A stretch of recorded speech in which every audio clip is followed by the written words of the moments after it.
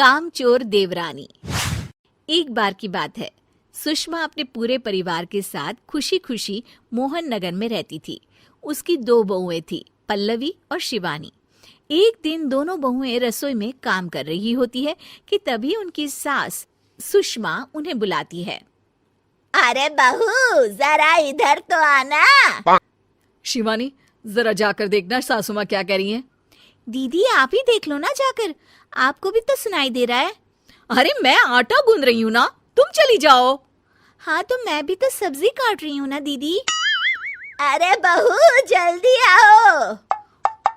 ओफो, ये तो जाएगी नहीं। मैं ही जाकर देखती हूँ कि क्या करना है। पल्लवी सुषमा के कमरे में जाती है। जी मम्मी जी, क्या हुआ? शाम को घर पर कुछ मेहमान आने वाले हैं, तो तुम अच्छा सा खाना बना लेना बहू।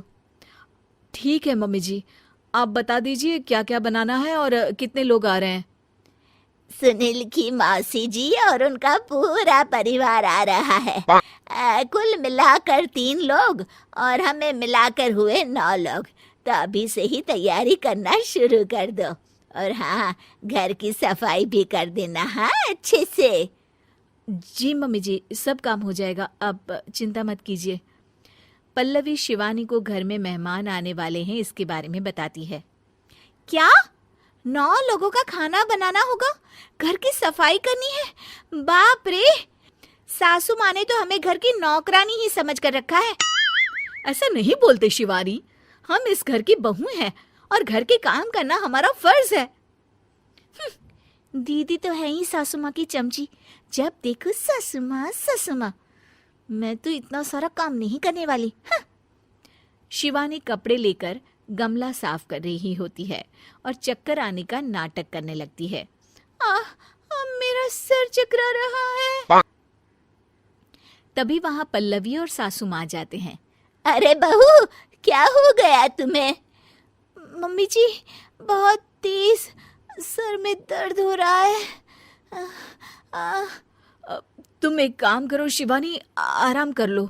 नहीं नहीं दीदी, घर में मेहमान आने वाले हैं, मुझे आपकी मदद करनी चाहिए। अरे कोई बात नहीं शिवानी, तुम आराम कर लो, मैं सब काम कर लूंगी। ठीक है दीदी, अगर आप इतना कह रही हैं तो आराम कर लेती हूँ। शिवानी आराम से अपने कमरे में मैगजीन पढ़ रही होती है। इसे कहते हैं आराम की जिंदगी। इतना सारा काम। चलो, सारा काम खत्म हो गया, शिवानी को देख आती हूँ।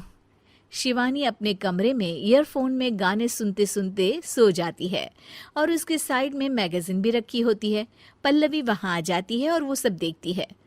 ओहो, तो मतलब सब काम चोरी का बहाना था। अभी बताती हूँ इसको। घर का सारा काम मुझे करना पड़ा और ये महारानी यहाँ मैगजीन पढ़ रही है, गाने सुन रही है। पल्लवी रसोई से एक प्लेट और चम्मच लेकर आती है और शिवानी को थाली बजाकर उठाने लगती है। शिवानी अचानक से उठती है। उठ गई महारानी, गाने भी सुन लिए, मैगजीन भी पढ़ ली। तुम तो बहुत बड़ी झूठी निकली शिवानी। तुमने सर दर्द का बहाना बनाया ताकि काम करने से बच सको।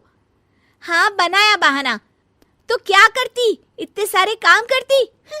मुझे कोई शौक नहीं है चापलूसी का। क्या चापलूसी?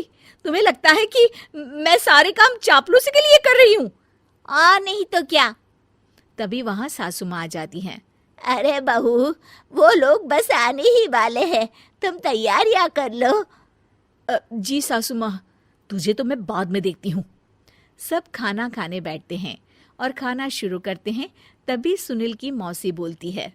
वाह भाई वाह, खाना तो बहुत ही अच्छा बना है सुषमा जी, एक एक चीज में क्या स्वाद है। ये सुनकर शिवानी मुंह बना लेती है। उसे अपनी जेठानी की इतनी तारीफ रास नहीं आती। आपकी बहुएं तो बहुत ही अच्छा खाना बनाती हैं। हाँ बनाती तो दोनों ही अच्छा है, पर आज ना ये सारा खाना बड़ी बहू ने बनाया है। छोटी बहू की तबीयत ठीक नहीं थी, सो इसलिए। मानना पड़ेगा सुषमा जी, आपकी बड़ी बहू तो बहुत ही गुणवान है। पल्लवी की तारीफ सुनकर शिवानी को जलन होती है। पल्लवी ये सुनकर खुश हो जाती है और शिवानी की तरफ देखकर उसे चिढ़ाती है। कुछ देर बाद मेहमानों के जाने का वक्त हो जाता है। मौसी जी सबके लिए उपहार लाई होती है। वो सबको शगुन के पैसे देती हैं और अंत में पल्लवी के पास आती है।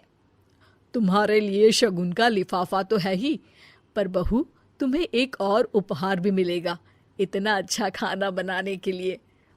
मौसी अपने सोने के कंगन निकालकर पल्लवी को पहना देती है। ये लो, ये मेरे मनपसंद कंगन है, अब से ये तुम्हारे हुए। धन्यवाद मौसी जी। ये देखकर शिवानी तो पूरी तरह से जल जाती है और गुस्से से रसोई में चली जाती है। तभी वहां पल्लवी आ जाती है और उसे अपने कंगन दिखाने लगती है। देवरानी जी, अब आपका सर दर्द ठीक तो है ना?